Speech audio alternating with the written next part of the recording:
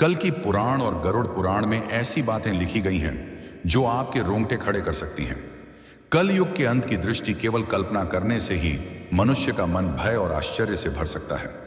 यह युग इतना भयावह होगा कि यह आपके दिल को झकझोर कर रख देगा। लेकिन यह कोई काल्पनिक कहानी नहीं बल्कि हकीकत है।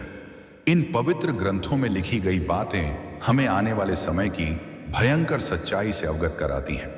आज हम इन्हीं के बारे में विस्तार से जानेंगे और आपको बताएंगे। हमारा निवेदन है कि इस जानकारी को अंत तक पढ़ें और हमारे साथ बने रहें। कलयुग के अंत की कहानी को जानने से पहले आइए कुछ उन पहलुओं को समझते हैं जो सृष्टि के इस चक्र को समझने में महत्वपूर्ण है। सबसे पहले हम उस कहानी को जानेंगे जो इन ग्रंथों में वर्णित हैं। इसके बाद हम आपको वे सभी मनोरंजक और भयावह दृश्य बताएंगे जो कलयुग के अंत में घटित होंगे। तो हमारे साथ बने रहें, क्योंकि यह यात्रा न केवल ज्ञानवर्धक होगी बल्कि आपको गहराई से सोचने पर भी मजबूर करेगी। हिंदू शास्त्रों में कलयुग की आयु 4,32,000 वर्ष मानी गई है। यह विवरण भागवत पुराण, एक विष्णु पुराण, लिंग पुराण और बट घृण पुराण वश में मिलता है। कलयुग की शुरुआत महाभारत युद्ध के बाद द्वापर युग के अंत में मानी जाती है। वर्तमान में लगभग 5,000 वर्ष बीत चुके हैं और अभी भी लगभग 4,27,000 वर्ष शेष हैं। इन ग्रंथों में कलयुग के लक्षण, मानव व्यवहार और इसके अंत के संकेतों का वर्णन किया गया है जो हमें इस युग की चुनौतियों के प्रति सचेत करते हैं। महाभारत के युद्ध की समाप्ति के पश्चात जब धर्मराज युधिष्ठिर हस्तिनापुर के सिंहासन पर आसीन हुए, उनके मन में सृष्टि के भविष्य को लेकर अनेक प्रश्न और चिंताएं उत्पन्न हुई। द्वापर युग अब समाप्ति की ओर था और कलयुग के आगमन के संकेत स्पष्ट रूप से दिखाई देने लगे थे। युधिष्ठिर को यह भय सता रहा था कि आने वाले युग में मानव जीवन का स्वरूप क्या होगा, धर्म की स्थिति क्या रहेगी और सत्य का क्या हश्र होगा। इस चिंता का समाधान पाने के लिए उन्होंने अपने चारों भाइयों भीम, अर्जुन, नकुल और सहदेव के साथ भगवान श्री कृष्ण से परामर्श करने का निश्चय किया। युधिष्ठिर ने अपने भाइयों को बुलाया। अर्जुन, जो हमेशा युद्ध के लिए तत्पर रहते थे, निश्चिंतित स्वर में पूछा, हे बड़े भ्राता, आप इतने व्याकुल क्यों हैं? क्या किसी शत्रु ने हस्तिनापुर पर आक्रमण करने का दुस्साहस किया है? यदि ऐसा है तो आप आज्ञा दीजिए, मैं अभी जाकर उसका नाश कर दूंगा। युधिष्ठिर ने गहरी सांस लेते हुए कहा, हे अर्जुन, मैं तुम्हारे पराक्रम से भली भांति परिचित हूं। इस पृथ्वी पर कोई भी शत्रु इतना साहसी नहीं कि हस्तिनापुर पर आक्रमण का विचार भी करे। मेरी चिंता किसी बाहरी शत्रु से नहीं बल्कि कलयुग के आगमन से है। मुझे यह भय सता रहा है कि आने वाले समय में मानव समाज किस दिशा में जाएगा, धर्म और सत्य की क्या स्थिति होगी। भीम, जो अपने बड़े भाई की हर चिंता में सहभागी होते थे, बोले, हे भैया, आपकी चिंता हमारे मन में भी भय और अनिश्चितता उत्पन्न कर रही है। कृपया हमें बताइए कि कौन सा संकट हमारे सामने है। युधिष्ठिर ने गंभीर स्वर में उत्तर दिया, हे भीम, तुम ठीक कहते हो, एक भयंकर संकट आने वाला है। मैं कलयुग के प्रभावों के बारे में सोचकर चिंतित हूं, इसलिए मैंने निश्चय किया है कि हमें द्वारिकाधीश श्री कृष्ण के पास जाना चाहिए। केवल वही हमें इस चिंता से मुक्ति दिला सकते हैं। सभी पांडवों ने युधिष्ठिर की बात से सहमति जताई। अर्जुन ने कहा, आप सत्य कह रहे हैं भैया, श्री कृष्ण ही इस समय सबसे ज्ञानी और भविष्य दृष्टा है, हमें उनके पास जाना चाहिए। भीम ने भी उत्साहपूर्वक कहा, हे धर्मराज, मैं आपके साथ हूं, हम सब द्वारिका चलकर श्री कृष्ण से परामर्श करेंगे। इस प्रकार सभी पांडव द्वारिका की ओर प्रस्थान करने लगे। द्वारिका की पवित्र नगरी में पहुंचकर पांडवों का भगवान श्री कृष्ण ने हार्दिक स्वागत किया। युधिष्ठिर ने उनके चरणों में प्रणाम करते हुए कहा, हे केशव, आपको बारंबार नमस्कार। आप तो अंतर्जनानी हैं। द्वापर युग अब समाप्त होने वाला है और कलयुग के संकेत दिखाई दे रहे हैं। मैं यह जानना चाहता हूं कि कलयुग में मानव का स्वभाव और आचरण कैसा होगा, वह किन कर्मों में लिप्त होगा और मोक्ष प्राप्ति के लिए उसे क्या करना होगा। श्री कृष्ण ने मुस्कुराते हुए कहा, हे धर्मराज, आपकी जिज्ञासा उचित है। कलयुग के प्रभावों को समझना अत्यंत महत्वपूर्ण है, किंतु इसका उत्तर मैं आपको सीधे नहीं दे सकता। इसके लिए आपको और आपके भाइयों को कुछ विशेष अनुभव प्राप्त करने होंगे। युधिष्ठिर ने उत्सुकता से पूछा, हे माधव, आप जिस प्रकार की परीक्षा की बात कर रहे हैं उसके लिए हमें क्या करना होगा? श्री कृष्ण ने कहा, हे महाराज, आपको और आपके चारों भाइयों को अलग अलग दिशाओं में स्थित घने और रहस्यमय वनों में जाना होगा। वहां आपको कुछ विचित्र और अद्भुत दृश्य दिखाई देंगे। उन अनुभवों को मेरे पास लौटकर साझा करें। तब मैं आपको कलयुग के प्रभावों के बारे में विस्तार से बताऊंगा। युधिष्ठिर ने कहा, जैसी आपकी आज्ञा। केशव, आप जिस स्थान की ओर संकेत करेंगे हम वहां जाने को तैयार हैं। श्री कृष्ण ने कहा, आप और आपके भाई अलग अलग दिशाओं में जाइए।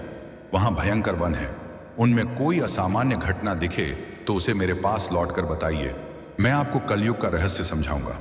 पांडवों के वन में अनुभव श्री कृष्ण की आज्ञा का पालन करते हुए पांडव अपने रथों से उतरे और पैदल ही वन की ओर चल पड़े। वन का वातावरण शांत किंतु रहस्यमय था। पांडव अलग अलग दिशाओं में गए ताकि अधिक से अधिक अनुभव प्राप्त कर सकें। युधिष्ठिर का अनुभव। युधिष्ठिर को एक घने वन में एक विचित्र दृश्य दिखा। उन्होंने एक विशालकाय हाथी देखा जिसके 2 सूंड थे।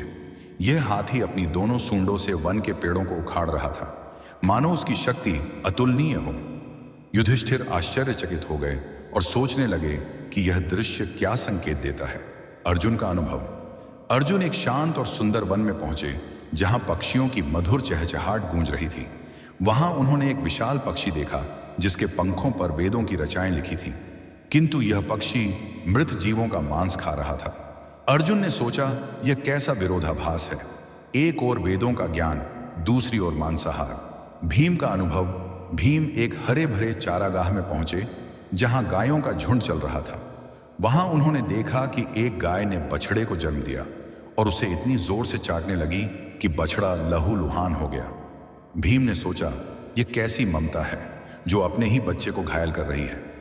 सहदेव का अनुभव। सहदेव एक शांत जलाशय के पास पहुंचे जहां 7 कुएं थे। 6 कुओं में पानी भरा था, किंतु सबसे गहरा बीच वाला कुआं पूरी तरह सूखा था। सहदेव ने इस दृश्य को देखकर सोचा कि यह क्या संकेत देता है। नकुल का अनुभव।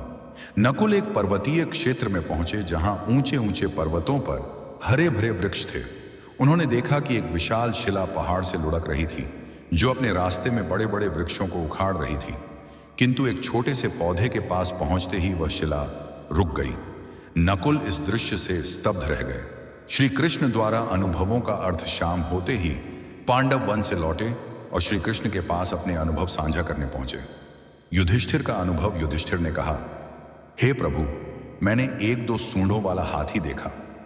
श्री कृष्ण ने मुस्कुराते हुए कहा, हे धर्मराज, यह दृश्य दर्शाता है कि कलयुग में शासक दोनों ओर से शोषण करेंगे। वे प्रजा से सेवा और भक्ति मांगेंगे, किंतु अपने स्वार्थ के लिए उनका दोहन करेंगे।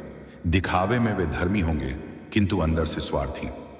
अर्जुन का अनुभव। अर्जुन ने बताया, प्रभु, मैंने एक पक्षी देखा जिसके पंखों पर वेदों की रचाएं थीं, किंतु वह मांस खा रहा था। श्री कृष्ण ने कहा, हे अर्जुन, कलयुग में विद्वान और पंडित कहलाने वाले लोग ज्ञान तो रखेंगे, किंतु उनका हृदय पवित्र नहीं होगा। वे धर्म और वेदों का उपयोग केवल धन कमाने के लिए करेंगे। भीम का अनुभव। भीम ने कहा, प्रभु, मैंने एक गाय को अपने बछड़े को इतना चाटते देखा कि वह घायल हो गया। श्री कृष्ण ने उत्तर दिया, हे भीम, कलयुग में माता पिता का अत्यधिक स्नेह बच्चों को आत्मनिर्भर बनने से रोकेगा। उनकी ममता बच्चों के लिए बाधा बन जाएगी। सहदेव का अनुभव। सहदेव ने बताया, प्रभु, मैंने 7 कुओं में से बीच का सबसे गहरा कुआं सूखा देखा। श्री कृष्ण ने कहा, हे सहदेव, कलयुग में लोग दिखावे में धनवान होंगे, किंतु अपने पड़ोसियों की भूख प्यास की परवाह नहीं करेंगे। स्वार्थ इस युग की पहचान होगा। नकुल का अनुभव। नकुल ने कहा, प्रभु, एक विशाल शिला बड़े बड़े वृक्षों को उखाड़ रही थी, किंतु एक छोटा पौधा उसे रोक देता है। श्री कृष्ण ने कहा, हे नकुल, कलयुग में धन और सत्ता मनुष्य के पतन को नहीं रोक पाएंगे, किंतु भगवान का नाम और सच्ची भक्ति जो एक छोटे पौधे के समान है उसे बचा सकती है। गरुड़ पुराण में एक प्रसंग में गरुड़ जी ने भगवान विष्णु से प्रश्न किया, हे प्रभु, 4 युगों सतयुग, त्रेता युग, द्वापर युग और कलयुग में कलयुग को सबसे भयावह क्यों माना जाता है? इसके अंत के क्या संकेत होंगे और यह युग कैसे समाप्त होगा? भगवान विष्णु ने उत्तर दिया, हे गरुड़, कलयुग में अधर्म, स्वार्थ और पाप का बोलबाला होगा। इसके अंत के समय कुछ विशेष संकेत प्रकट होंगे जो सृष्टि के विनाश की ओर इशारा करेंगे। आइए इन 5 प्रमुख संकेतों को एक एक करके विस्तार से समझते हैं। वॉन्ड मानव आयु का ह्रास। कलयुग के अंत में मानव जीवन की आयु अत्यंत कम होकर मात्र 20 वर्ष रह जाएगी। लोग 12 वर्ष की आयु में ही वृद्धावस्था के लक्षण दिखाने लगेंगे। उनके बाल सफेद हो जाएंगे, चेहरों पर झुर्रियां पड़ जाएंगी और शरीर कमजोर और रोगग्रस्त हो जाएगा। यह शारीरिक पतन मानव की जीवन शैली और नैतिकता के ह्रास का परिणाम होगा। लोग अस्वास्थ्यकर भोजन, अनियमित दिनचर्या और तनावग्रस्त जीवन जीने के कारण शारीरिक और मानसिक रूप से कमजोर हो जाएंगे। स्त्रियां 8 से 9 वर्ष की अल्पायु में ही संतान को जन्म देने लगेंगी, लेकिन उनकी शारीरिक स्थिति इतनी कमजोर होगी कि वे बच्चों का पालन पोषण ठीक से नहीं कर पाएंगी। बच्चे कुपोषण और कमजोरी के शिकार होंगे, जिससे समाज में अस्वस्थ और कमजोर पीढ़ियां उत्पन्न होंगी। इस कारण पारिवारिक और सामाजिक संरचना पूरी तरह चरमरा जाएगी। लोग अपनी भौतिक आवश्यकताओं की पूर्ति में इतने व्यस्त रहेंगे कि परिवार और रिश्तों के प्रति उदासीन हो जाएंगे। यह संकेत कलयुग के उस दौर को दर्शाता है जहां मानव की शारीरिक और मानसिक शक्ति का पूर्ण ह्रास हो जाएगा। समाज में अव्यवस्था, अशांति और अराजकता का बोलबाला होगा। लोग एक दूसरे के प्रति प्रेम और विश्वास खो देंगे और स्वार्थ ही जीवन का आधार बन जाएगा। यह स्थिति हमें चेतावनी देती है कि शारीरिक और मानसिक स्वास्थ्य को बनाए रखने के लिए संतुलित जीवन शैली और नैतिकता का पालन आवश्यक है। तो पतिव्रता स्त्रियों का लोभ। कल युग के अंत में नैतिकता और धर्म का इतना ह्रास हो जाएगा कि पतिव्रता स्त्रियां लगभग लुप्त हो जाएंगी। एक स्त्री कई पुरुषों के साथ संबंध स्थापित करेगी, जो सामाजिक और नैतिक पतन का स्पष्ट संकेत होगा। लोग धार्मिक कार्यों जैसे पूजा पाठ, श्राद्ध, अंतिम संस्कार और विवाह जैसे संस्कारों को पूरी तरह त्याग देंगे। जल की कमी के कारण लोग स्नान करना बंद कर देंगे, जिससे शारीरिक और आध्यात्मिक शुद्धता नष्ट हो जाएगी। भोजन में मांसाहार का प्रभुत्व होगा और सात्विक भोजन जैसे फल, सब्जियां और अनाज दुर्लभ हो जाएंगे। लोग चमकीले, तंग और भड़कीले वस्त्र पहनेंगे, जो उनकी भौतिकता और आध्यात्मिकता से दूरी को दर्शाएंगे। समाज में स्वार्थ, लालच और छल कपट का बोलबाला होगा। रिश्तों में विश्वास की कमी हो जाएगी और लोग केवल अपनी सुख सुविधाओं के लिए जीएंगे। यह संकेत समाज में नैतिकता के पतन और रिश्तों के टूटने की स्थिति को दर्शाता है। लोग धर्म और कर्तव्यों से विमुख होकर केवल सांसारिक सुखों की तलाश में रहेंगे। यह स्थिति सामाजिक अविश्वास, अशांति और अनैतिकता को बढ़ावा देगी। गरुड़ पुराण हमें सिखाता है कि धर्म और नैतिकता का पालन ही समाज को स्थिर और सौहार्दपूर्ण बनाए रख सकता है। 3 वृक्षों का फलहीन होना। कलयुग के अंत में प्रकृति का भीषण विनाश होगा। वृक्ष फल और फूल देना बंद कर देंगे और केवल शमी वृक्ष ही जीवित रहेंगे। लोग शाकाहार को पूरी तरह त्याग देंगे और मांसाहार पर निर्भर हो जाएंगे। भोजन तामसिक और रोगकारी होगा, जिससे लोग कम उम्र में ही बीमारियों का शिकार हो जाएंगे। गायों की पूजा बंद हो जाएगी और उन्हें केवल दूध और मांस के लिए पाला जाएगा। यह संकेत प्रकृति के प्रति मानव की लापरवाही और अंधाधुंध दोहन का परिणाम है। वनों की कटाई, पर्यावरण प्रदूषण और प्राकृतिक संसाधनों के दुरुपयोग के कारण प्रकृति का संतुलन बिगड़ जाएगा। वृक्षों का फलहीन होना और प्राकृतिक संसाधनों का ह्रास पर्यावरणीय असंतुलन को और गहरा कर देगा। समाज में भोजन की कमी के कारण लोग भूख और कुपोषण से ग्रस्त होंगे। यह स्थिति हमें पर्यावरण संरक्षण और प्रकृति के प्रति सम्मान की महत्ता सिखाती है। 4 अल्पवृष्टि। कलयुग के अंत में वर्षा अत्यंत कम हो जाएगी। खेतों में अनाज का उत्पादन बंद हो जाएगा और जो थोड़ा बहुत अनाज होगा वह छोटा, रसहीन और पौष्टिकता से रहित होगा। फलों में रस का अभाव हो जाएगा, जिससे लोग भूख और प्यास से तड़पने लगेंगे। केवल बकरियों का दूध ही उपलब्ध होगा, जो प्राकृतिक संसाधनों की कमी को दर्शाता है। यह स्थिति सामाजिक और आर्थिक संकट को और गहरा कर देगी। लोग जीवन की मूलभूत आवश्यकताओं जैसे भोजन और जल के लिए संघर्ष करेंगे। खेती और कृषि कार्य पूरी तरह ठप हो जाएंगे, जिससे समाज में भुखमरी, अशांति और हिंसा बढ़ेगी। यह संकेत पर्यावरणीय विनाश और मानव की लापरवाही का परिणाम है, जो हमें प्रकृति के संरक्षण और संतुलित जीवन की आवश्यकता की याद दिलाता है। कलयुग के अंत का सबसे भयावह संकेत होगा 7 सूर्यों का उदय। भगवान विष्णु सूर्य की किरणों में विराजमान होकर पृथ्वी का सारा जल सोख लेंगे।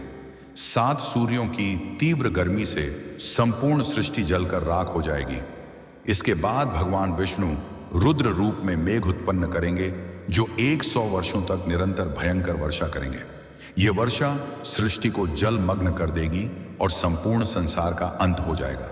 यह प्रलय सृष्टि के चक्र का एक हिस्सा है जो संहार के बाद नई शुरुआत की ओर ले जाता है। जब पाप और अधर्म अपनी चरम सीमा पर पहुंच जाएंगे, तब सृष्टि का अंत अनिवार्य हो जाएगा। यह संकेत हमें सिखाता है कि सृष्टि का प्रत्येक चक्र एक नई शुरुआत का मार्ग प्रशस्त करता है और धर्म का पालन ही हमें इस चक्र में सकारात्मक योगदान देने के लिए प्रेरित करता है। भगवान विष्णु ने गरुड़ जी से कहा, यह विनाश केवल अंत नहीं बल्कि एक नई सृष्टि की शुरुआत है। जब यह सृष्टि नष्ट हो जाएगी, तब परमात्मा अपनी इच्छा से एक नई शुद्ध और पवित्र सृष्टि की रचना करेंगे। इस नई सृष्टि में धर्म, सत्य और आध्यात्मिकता का पुनरुत्थान होगा। केवल वे जीव इस नई सृष्टि में स्थान पाएंगे जिन्होंने धर्म और सत्य का पालन किया होगा। यह संदेश हमें प्रेरित करता है कि कठिन परिस्थितियों में भी सच्चाई और धर्म का मार्ग अपनाकर हम अपने जीवन को सार्थक बना सकते हैं।